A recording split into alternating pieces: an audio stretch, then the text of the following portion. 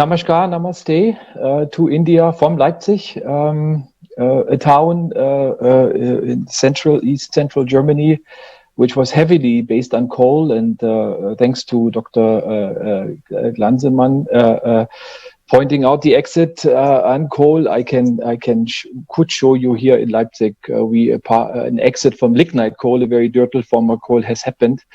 So glad to be here, and thanks to Tobias and thanks to Vinay for their great presentation on a global perspective on hybrid solutions using storage and solar, as well as how India could move into a country with a lot of potential. So I will share my screen now on the presentation I have, and then start the presentation. I have a lot of pictures, not too many, so I hope you can see now the slides. Solar hybrid, I call it, with storage. Make in India, a case study. It is really a case study of 2 years of GIZ work with a team of 12 people roughly, and trying to do something what we call today PV port and store, a standalone integrated system, which has both solar generation and electrical storage. The idea came on a plug-and-play solar system from the MNIE, our political partner in India, under these here 6 parameters, which we had to fulfill. Basically, just a simple plug to connect the solar system to any outlet in a house. So you have self-consumption, self-feed-in. It has to be parallel to the grid, so we can take electricity from the grid, but also be independent. Doing power outages, which is very common in India, in many states, up to 10, 16 hours a day. Sorry, Jörg, for interrupting. Could you please click on display settings on top? Jörg, can you hear me? Yeah, I can hear you. Click on display settings on top and swap the presenter view. Then everybody would be able to see it in full screen. Like now? Is it better now, Tobias? I think it's better now. Yeah. It's better, Tobias. Okay, thank you, Tobias. Yeah, I only see myself, and I have a big screen in front of me, so I apologize. We had these parameters to fulfill. So UPS, meaning the system takes over the critical load in the house. No export to the grid, so there is no regulation necessary for a battery or solar system feeding into the grid when, for instance, maintenance is happening on the grid. Peak shaving as a DISCOM utility to help with peak loads.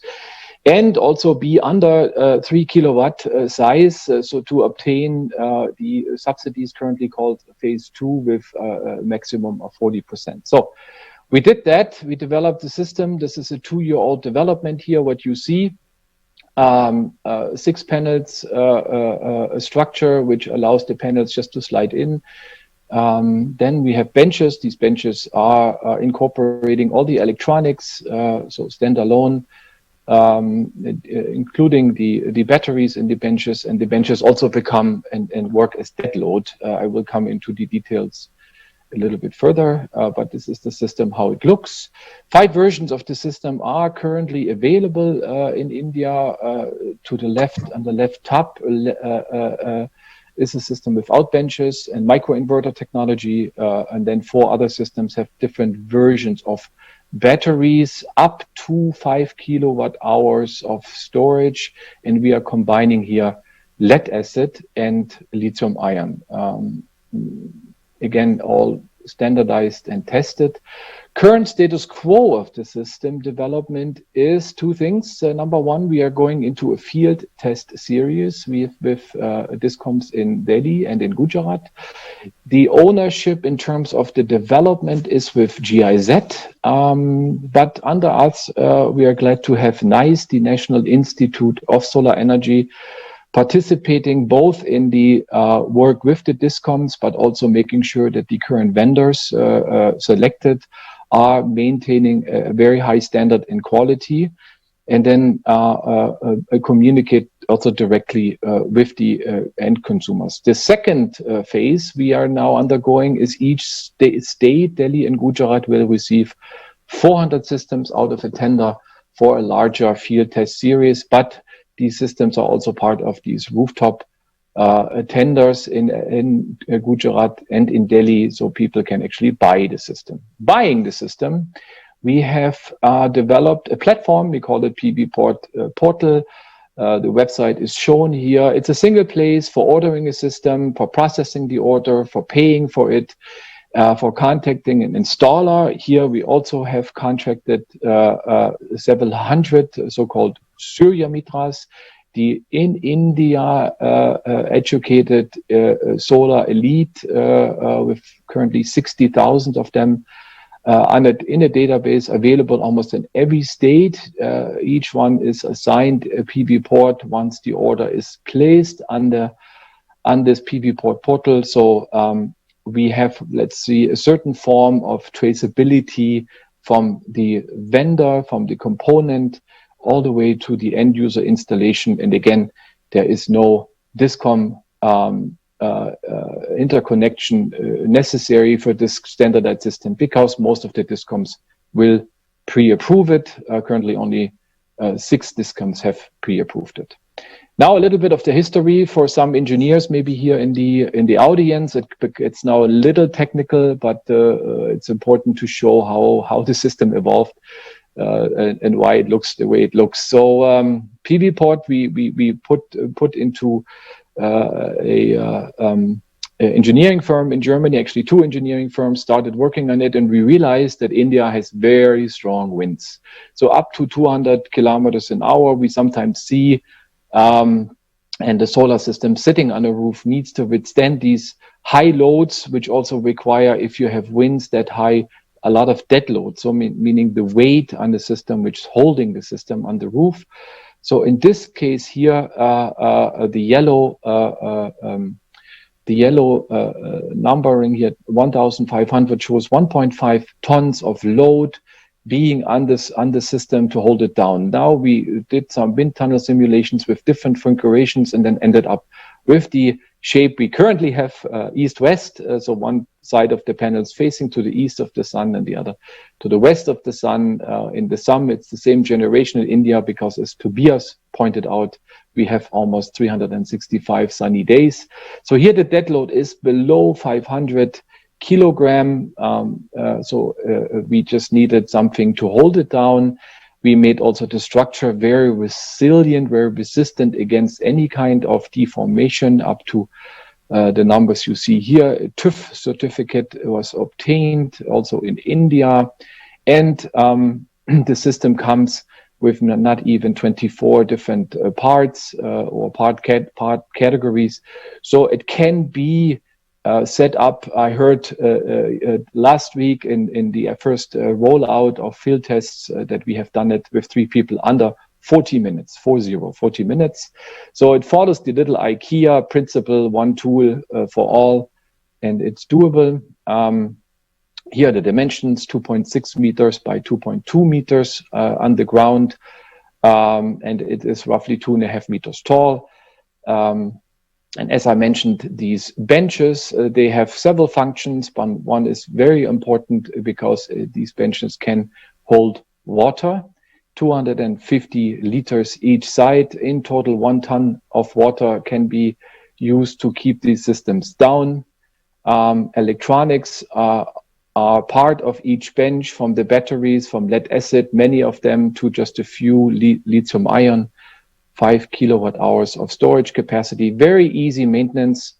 You just pull out the drawer if something has to be fixed, and then close it again.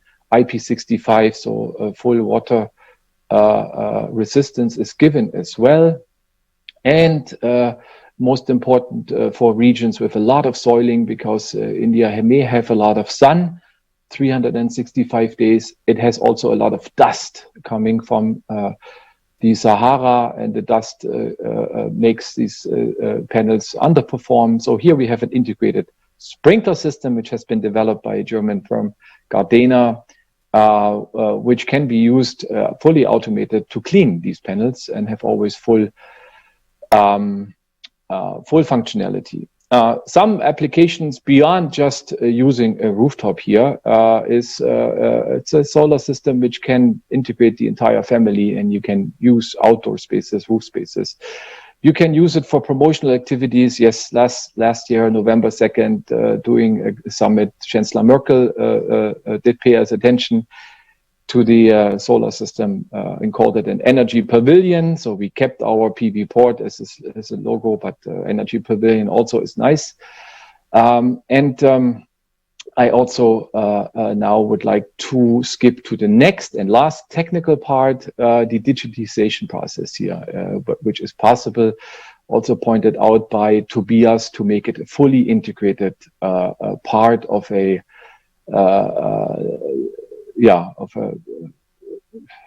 auxiliary system, if you will. We are testing now the first systems. This is a slide from a PV port in the field. You can see red, yellow or orange and blue. The red is the consumption of the household, private household. It is only a daily consumption. Then the solar load or the solar generation throughout the day. And the blue curve is actually the behavior of the battery, following a routine here. And the message is it can discharge when the highest load, for instance, ACs in the night come on. The battery can displace or disperse the electricity into the grid, fully independent from a regulation. There is some automation possible with modern hybrid inverters. The other step we have taken is to see how the electricity, for instance, in communication with the PV port in a household can be metered. So we have IoT, a smart energy meter from a small and smart startup in India, integrated. And we are seeing the different patterns where the electricity goes and when it goes, and have aligned the inverter of the PV port in such a way that this can be controlled by the PV port, and we basically load and charge the battery according to the actual load in the household. So that is also an app-based device here, which allows everybody to have remote access to the system. Further to any PV port, only rooftop solutions, PV port now is being developed as an off-grid version, or a version which can be installed anywhere, from a park to a bus or a train station. That is a request we have from the Ministry of Railroad to look into railroad or bus stations. And also it can be a nice place just to gather, have some shade and charge batteries or laptops and work on it. So it can be installed and placed everywhere because it holds 1 ton of water in it. Last slide, cost. To the left on the top is the actual cost we currently have with vendors based in India. On the right is the cost structure for each model we are trying to foresee, which is also coordinated with MNRE. The 40% here, a subsidy currently under phase 2 is not on the entire system or on the entire cost, but it's up to 60,000 rupees, which is also confirmed. And we have a very strong desire, as lithium-ion batteries come down, to make the system even more affordable in India. And as Tobias pointed out, one of the drivers are cost. So this cost reduction effort here will take some time, but is foreseen as we are progressing with our development. That's it. Thank you very much. I will end here, and also I open for questions.